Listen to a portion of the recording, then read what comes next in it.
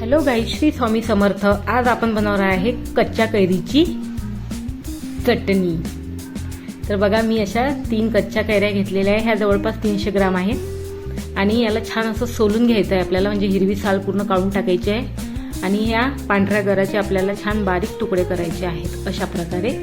आणि हे बारीक तुकडे आता आपल्याला छान कुकरमध्ये वाफवून घ्यायचे आहे। त्यासाठी आपण एक छोटा स्टीलचा गंज घेतलेला आहे, त्याच्यामध्ये हे सगळे तुकडे आपण टाकणार आहोत।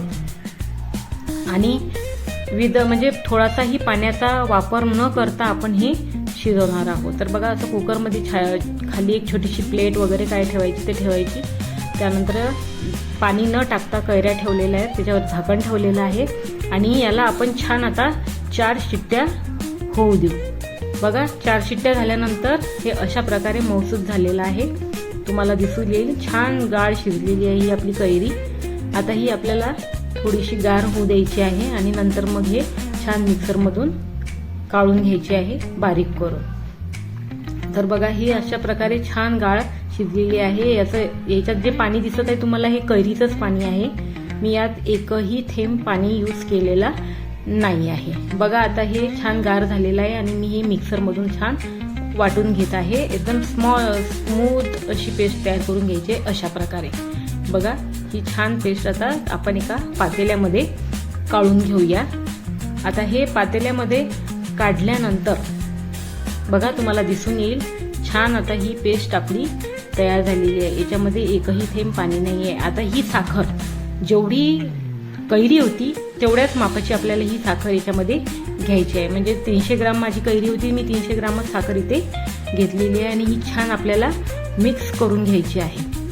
थोड्या वेळ आपण आता ही अशीच रेस्ट करायला ठेवू, म्हणजे ही बऱ्यापैकी याच्यामध्ये साखर विरघळून जाईल। ही गॅसवर अजून मी ठेवलेली नाही आहे, याच्यातच ही आता ही छान याच्यातून पाणी सुटून येईल। आता त्यासाठी आता मसाला तयार करून घ्या। थोडीशी मेथी, काळे मिरे घेतलेले आहे मी, छान 1 मोठा चम्मच मी जिरं घेतलेलं आहे, 1 मोठा चम्मच सोप घेतलेली आहे, कलमी घेतलेली आहे, ज्याला आपण दालचिनी पण म्हणतो। आणि हे सगळं आपल्याला छान आता भाजून घ्यायचं आहे। आणि याच्यामध्ये आपल्याला अजून मोहरी सुद्धा ऍड करायची आहे। तर हे सगळं साहित्य आपण छानपैकी तव्यावर भाजून घेणार आहोत।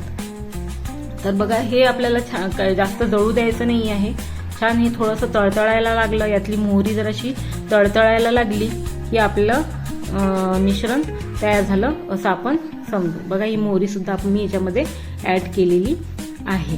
तर बघा, हे मिश्रण आता थंड व्हायला आपण ठेवून देऊ। छान भाजून झालेलं आहे हे मिश्रण। आता हे थंड झाल्यानंतर आपल्याला छान मिक्सरच्या जारमधून असं दरदर बारीक करून घ्यायचं आहे। म्हणजे असं जास्त असं जाडसर आपल्याला असं, बघा तुम्हाला दिसू शकतं, असं जाडसर आपल्याला हे बारीक करून घ्यायचं आहे। आणि आता हे एका याच्यामध्ये काढून ठेवू। बघा, तोपर्यंत आपल्या याच्यामध्ये साखर आता ही बऱ्यापैकी विरघळलेली आहे। आता हे आपल्याला गॅसवर ठेवायचं आहे। गॅसवर आता एकदम छोट्या गॅसवर आपल्याला हे ठेवायचं आहे, जास्त आपल्याला हे शिजवायचं नाही आहे, कारण की यातली कैरी ऑलरेडी शिजलेली आहे। आता याच्यामध्ये आपण छान हे मसाले ऍड करूया। तर याच्यामध्ये सर्वप्रथम मी थोडंसं हलवून घेतल्यानंतर बघा, याच्यामध्ये मी थोडंसं हळद ऍड केलेली आहे। त्यानंतर हळद ऍड केल्यानंतर तुम्ही चवीनुसार याच्यामध्ये तुम्हाला जेवढं तिखट लागत असेल तुम्ही तेवढं तिखट याच्यामध्ये ऍड करू शकता। आणि या तिखटनी कसं छान कलर पण छान येतो याला, हळद आणि तिखटनी, आणि टेस्ट पण छान येते। आणि त्यानंतर आपल्याला इथे आपलं साधं मीठ जे आहे ते ऍड करायचं आहे। आता हे छान आपण हलवून घेऊया पूर्ण। आणि गॅस माझा एकदम कमीच आहे, मी मोठा गॅस केलेला नाहीये, कारण की आपल्याला हे गदगद शिजवायचं नाही आहे किंवा उकळी याला आणायची नाही आहे। तर बघा, अशा प्रकारे आता ही बऱ्यापैकी याच्यातली साखर सुद्धा आतमध्ये जी राहिली असेल ती सगळी विरघळून जाईल। आता याच्यानंतर बघा, हे छान असं आपल्याला एकजीव करून घ्यायचं आहे, ढवळून घ्यायचं आहे। आणि ढवळल्यानंतर आपल्याला आता याच्यामध्ये थोडंसं काळं मीठ ऍड करायचं आहे। काळ्या मिठाने म्हणजे एकदम छान फ्लेवर येतो याला, आणि लेकरांना पण छान लहान मुलांना पण टेस्ट याची खूप आवडेल। ही चटणी अशी आहे की छोट्यांपासून मोठ्यापर्यंत सगळ्यांना आवडेल।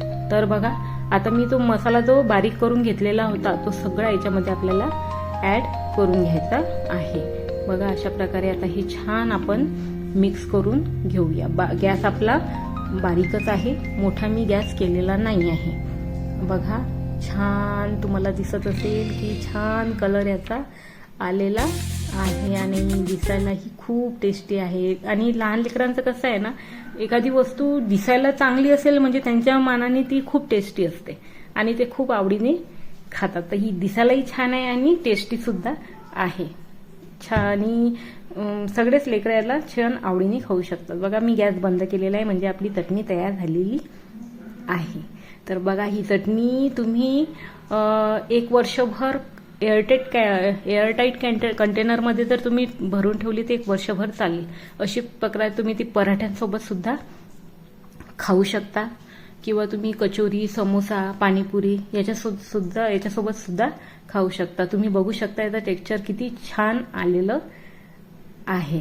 तर रेसिपी तुम्हाला कशी वाटली नक्की कळवा आणि ट्राय करायला विसरू नका। श्री स्वामी समर्थ। जय जय स्वामी समर्थ।